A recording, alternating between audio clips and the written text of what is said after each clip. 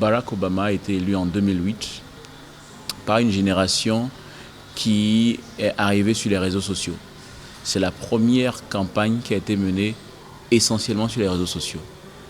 Et donc c'est le président jeune, le président qui a porté des espoirs d'une population meurtrie par 8 ans de lutte contre le terrorisme avec ce que ça coûte. Donc il a essayé d'apaiser le peuple américain dans sa gestion. On lui reproche un manque d'autorité parce qu'il a voulu être un président plutôt apaisant et apaisé. Je pense que son chantier principal a été celui de l'assurance maladie universelle, qui est beaucoup de présidents, notamment Bill Clinton, qui était le plus proche d'y arriver avec sa femme Hillary, et qui n'ont pas pu le faire. Et il a réussi à voter cela. Maintenant, il faut savoir que sa gestion internationale a été un peu chaotique parce qu'il s'est concentré sur les problèmes de l'Amérique, l'économie américaine, qui a redécollé sous son mandat.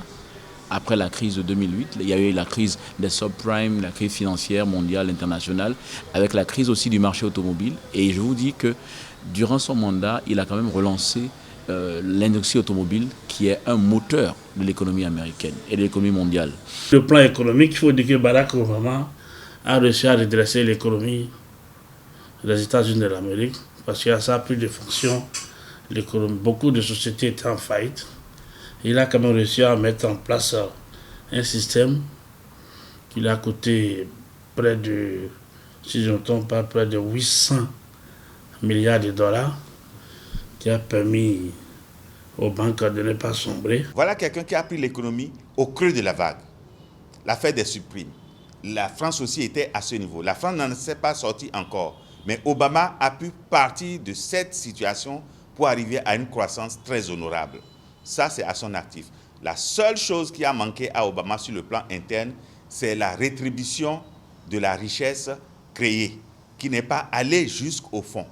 Et voilà en fait ce qu'on peut lui reprocher dans la gestion interne.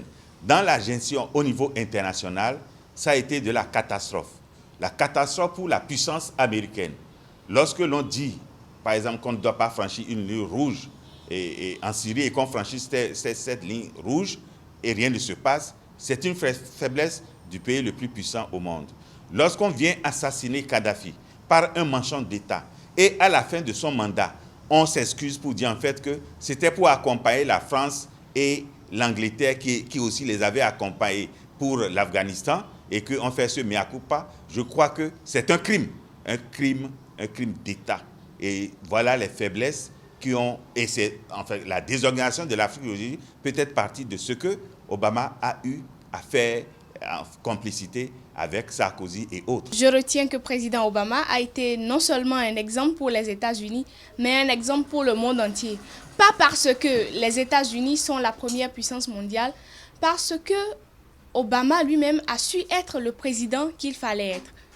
Et en dehors de sa politique nationale, que moi j'ai beaucoup apprécié, il a aussi jeté un regard vers l'Afrique à travers ses programmes d'échange, dont le Mandela Washington Fellowship for Young African Leaders.